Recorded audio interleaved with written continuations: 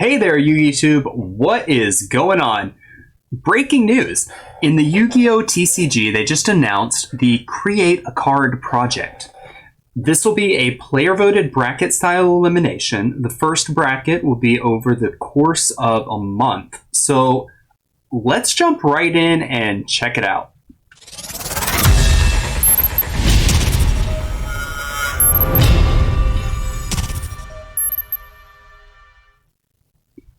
The Yu-Gi-Oh! 2020 Create a Card project is here. This seems to be a way to engage players to stay interested in the game, as gameplay has actually been waning over the course of COVID-19. This project will consist of multiple phases. So far, we know about Phase 1, choosing the deck theme. In this phase, there will be 16 monsters representing 16 themes or archetypes that have been chosen by Konami. The monsters have been placed in a bracket, and the monster with the most votes moves on. And ultimately, the winner of the Create a Card project gets a new card that is created as a world premiere for the TCG. This project will have 2 matches each week. First match will be Tuesday through Thursday, and the second will be Friday through Monday. When a winner is chosen, more details on the next phase of the project will be announced. We're not quite sure yet if this is going to be the end of the bracket, or if this is going to be when we actually have a single winner. My guess would be when we have a single archetype selected.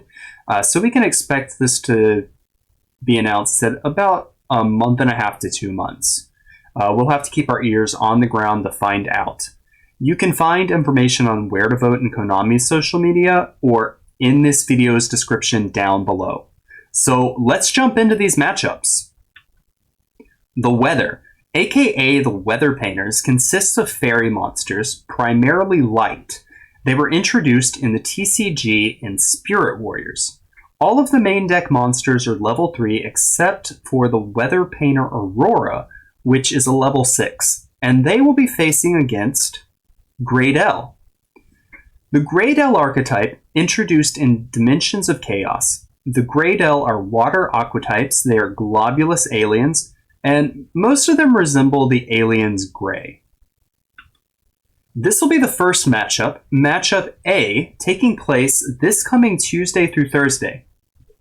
Matchup B will follow this coming Friday through Monday. Dino Mist is the first of B's archetypes and consists of Water Machine Pendulum monsters. Shout out to Triff Gaming, Pin God. They were introduced in Breakers of Shadow, and they were used by Shingo Sawatari in the manga Yu-Gi-Oh! Arc 5, The Strongest Duelist Yuya. The archetype consists of level 4s and 5s, as well as scales 3s and 6.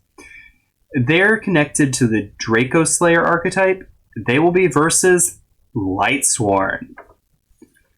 Lightsworn is an archetype of light and dark introduced in Light of Destruction.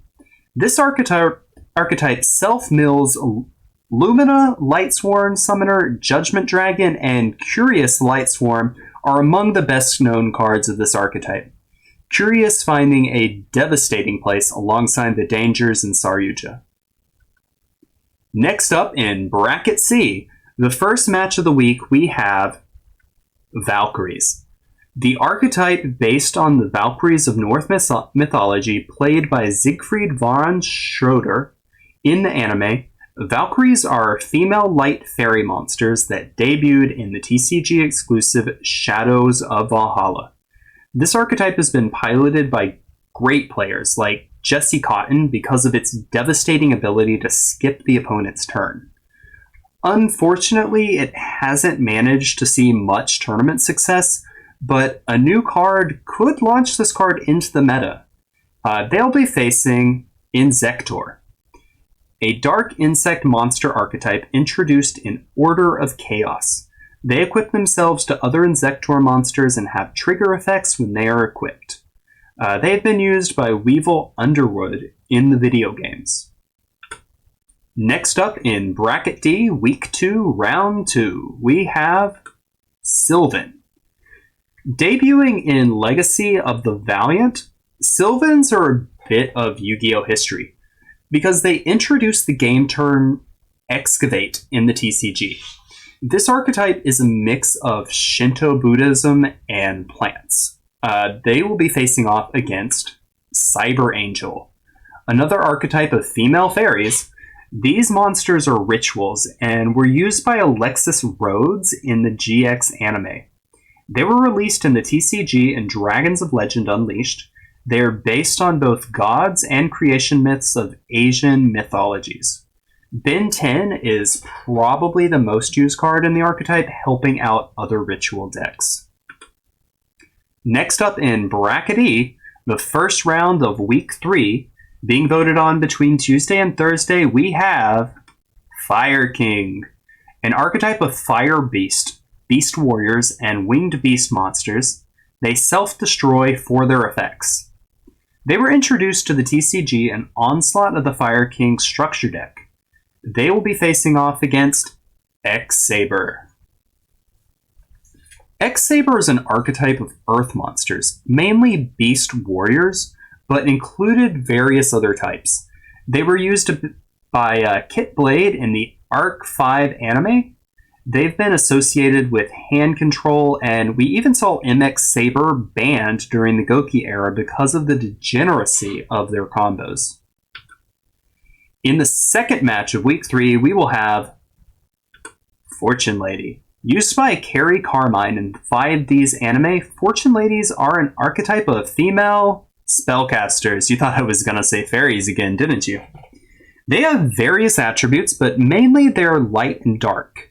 They were first released in Ancient Prophecy, and later the rest came out in Stardust Overdrive. They just recently got support almost 10 years later in Rising Rampage.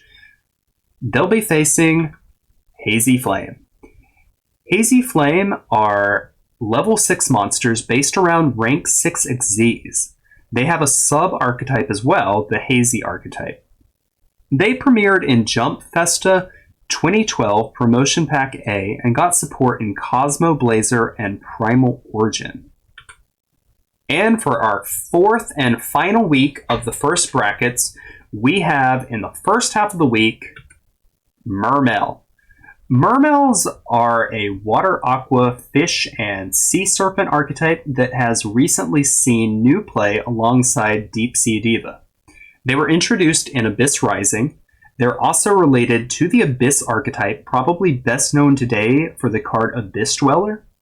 Level 3 Mermails are all female aqua, and all level 4 are male fish. The level 7s are mostly sea serpents. Based on real aquatic animals, this archetype still has potential today, and a new card could potentially see this archetype becoming meta relevant alongside the divas. They'll be facing off against Photon, an archetype of light monsters used by Kite Tenjo, Dextra, and Nistro and Zexal. This archetype was first released in Photon Shockwave. This archetype is a collector favorite because of its ties to the show, and is tied together with the Galaxy archetype. The goal of a Photon deck is to take control of the field. And the last week of the first brackets will be rounded off with the showdown of TG. Perhaps best known right now for TG Hyper Librarian and Hand Loop combos, TG is short for Tech Genus and is an archetype used by Anemone in 5Ds. They made their debut in Extreme Victory. This is a synchro deck, and with the addition of the right card, we could expect to see some crazy plays, as so long as Crystron Halqifibrax, aka Needle Fiber, remains legal. The TG monsters, can replace themselves with different monsters when they're destroyed, and most of the non-synchros search for other TG monsters. They will be facing off against Frogs. That's right, a player favorite. The Frog archetype is best known in the current meta for Totally Awesome. This archetype consists of water aqua monsters, and they debuted in Cybernetic Revolution. They were used in the anime by Princess Rose in GX. The Toad monsters are actually a related series of support.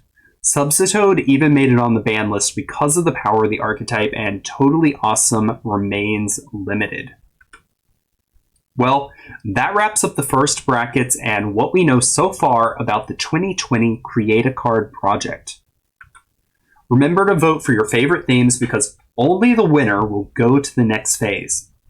If you like this video, make sure to hit the thumbs up and subscribe and smash that notification bell so that you can keep up with the latest news on Yu-Gi-Oh! I'll be having my Rise of Duelists massive 4-case opening stream next week, so make sure you join for the fun. If you want further info on how to vote, make sure to check out the description box below to find the link. Peace out, guys. See you next time.